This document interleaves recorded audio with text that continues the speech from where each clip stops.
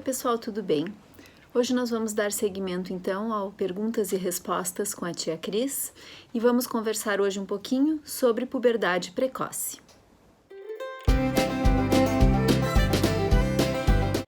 Então, pessoal, o que caracteriza a puberdade é o aparecimento do que a gente chama de caracteres sexuais secundários. Os caracteres sexuais primários são aquelas características que o bebê nasce, que são os genitais, que diferenciam o menino da menina, tá? E esses são os primários.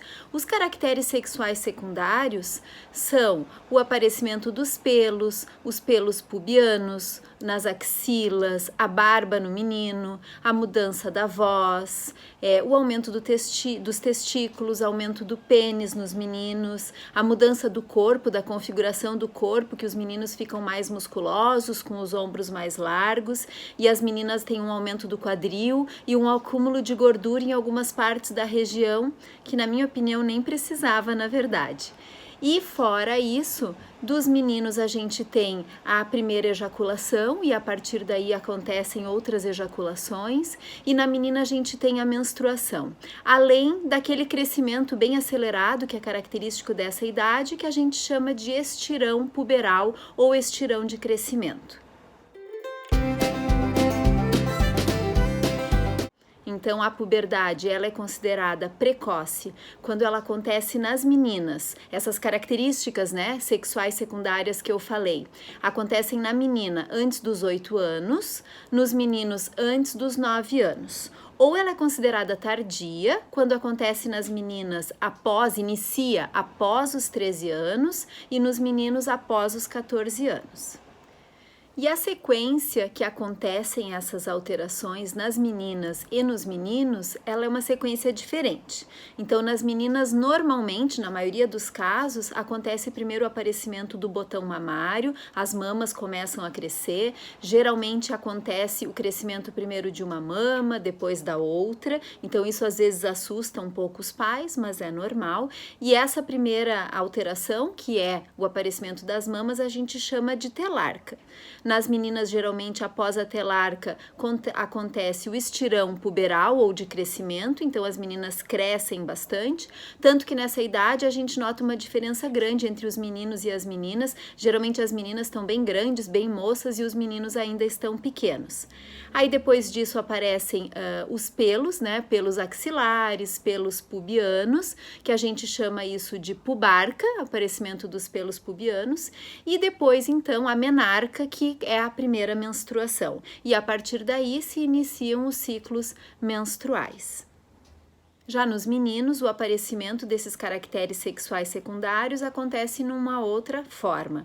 Geralmente, primeiro acontece o aumento do testículo, então a gente verifica no consultório, quem é meu paciente já viu, a gente usa o orquidômetro, que eu vou colocar uma fotinho aqui para vocês, e que a gente pode, através dele, verificar o volume do testículo. Quando ele chega em 4 ml, caracteriza o início realmente da puberdade. A partir daí aparecem os pelos pubianos, pelos axilares. Depois disso, a gente tem o aumento dos testículos e o aumento do pênis, as mudanças de voz, e a última coisa nos meninos vai ser o estirão puberal, o estirão de crescimento. Então, acontece primeiro todas aquelas alterações características, de mudança corporal, para a última coisa ser realmente o crescimento.